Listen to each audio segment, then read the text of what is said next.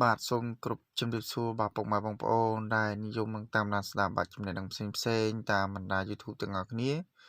ខ្ញុំបាទសូមជូនព័ត៌មានក្រោមចំណងជើងថាមានន័យណាស់ថ្ងៃខួបកំណើតជំទាវបាទស្រីតូចចំណានអុកញ៉ាបាទអ្នកអុកញ៉ាគិតម៉េងបាទពោលពាក្យថាសម្រស់បាទសម្រាប់បងអត្តន័យនៃស្នេហ៍គឺគេនៅចាំបានថាក្រោយពីរួមរស់ជាមួយគ្នាបាទជាង10ឆ្នាំរហូតដល់មានកូនបាទដល់ទៅ4នាក់ប្រកបទៅដោយសុភមង្គលនោះអ្នកអង្ញាកិនម៉េងបានសម្រេចចិត្តចូលរោងការជាមួយនឹងអ្នកនាងស្រីតូចចំណានកាលពីថ្ងៃទី20ខែមីនាឆ្នាំ2015ដោយគិតមកដល់នឹងពេលនេះមានរយៈពេល8ឆ្នាំហើយបើជារឿយៗគេសង្កេតឃើញថាអ្នកអង្ញាកិនម៉េង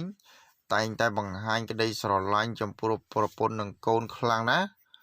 ដោយរាល់ថ្ងៃបបពិសេសម្ដង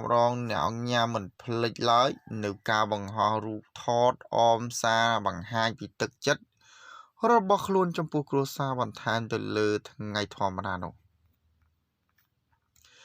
ជាក់ស្ដែងនៅថ្ងៃខួបកំណើតរបស់ភរិយានៅថ្ងៃទី21ខែកុម្ភៈឆ្នាំ2023នេះអ្នកអញ្ញាបានបង្ហោះរូបថតអមដោយសាររៀបរាប់យ៉ាងមានន័យថា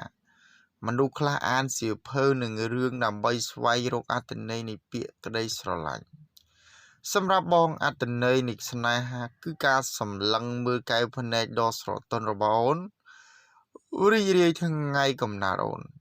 ចំណានភរិយាសម្លាញ់របស់បងពុំបាទចាំបាច់ឲ្យ Facebook ឬក៏កម្មវិធី Google ប្រតិទិនឬក៏រំលឹកបងអំពីថ្ងៃកំណើតរបស់អូនទេថ្ងៃដ៏ល្អពិសេសនេះត្រូវបានសរសេរនិងស្ថិតក្នុងក្រអៅបេះដូងរបស់បងដូចជាក្តីស្នេហ៍ដែលបងមានចំពោះអូននោះបងពិតជាមិនគួរឲ្យជឿជាមួយទៅនឹងថ្ងៃកំណើតកន្លងមកអូននៅតែ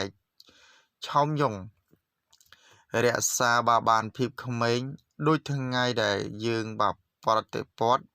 គ្នាដំបូងស្របពេលដែលអូនធ្វើពិធីខួបកំណើតនេះបងចង់ឲ្យអូនចងចាំជានិច្ចថាបងពិតជាទទួលបានពរជ័យដ៏ប្រពៃដែលមានអូនជាភរិយាអូនគឺជាភរិយាជាម្ដាយដ៏អស្ចារ្យរបស់កូនយើង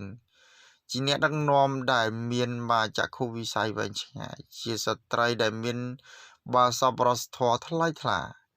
និងជាបេះដូងរបស់បងស្រឡាញ់អូនដូចថ្ងៃនៃការចាប់ផ្ដើមនៃគ្រាដំបូងរបស់យើងបើអូនមិនដែលបោះបង់តតែសោះនៅការខិតខំរបស់អូនដើម្បីកូនយើងនិងបងក្នុងឱកាសខួបកំណើតរបស់អូនយើងទាំងអស់គ្នាសូមប្រសិទ្ធពរជ័យមហាប្រសើរជូនចំពោះអូន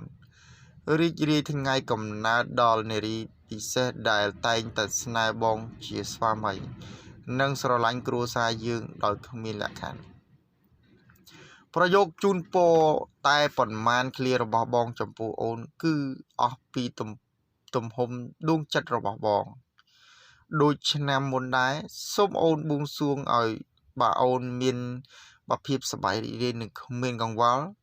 សូមឲ្យថ្ងៃខួបកំណើតរបស់អូនពោរពេញទៅដោយភាពរីករាយដ៏ភ្ញាក់ផ្អើលសូមឲ្យអ្វីដែលអូនពេញចិត្តធ្វើផ្ដល់កម្លាំងចិត្តឲ្យអូនជារៀងរាល់ថ្ងៃជាមួយទៅនឹងក្តីស្រឡាញ់ដ៏លើសលប់របស់បងចំពោះអូនបងសូមជូនពរអូនប្រពៃពិធីខួបកំណើតរបស់អូនពោរពេញទៅដោយសោមនស្សនិងរីករាយខួបកំណើតអូនណានដូច្នេះព័ត៌មានគឺមានតែប៉ុណ្្នឹងដើម្បីកុំឲ្យបងប្អូនរងចាំយូរសូមមេត្តា like និង subscribe ទៅកាន់ channel របស់ខ្ញុំដើម្បីទទួលបានព័ត៌មានថ្មីៗសូមអរគុណសូមជម្រាបលា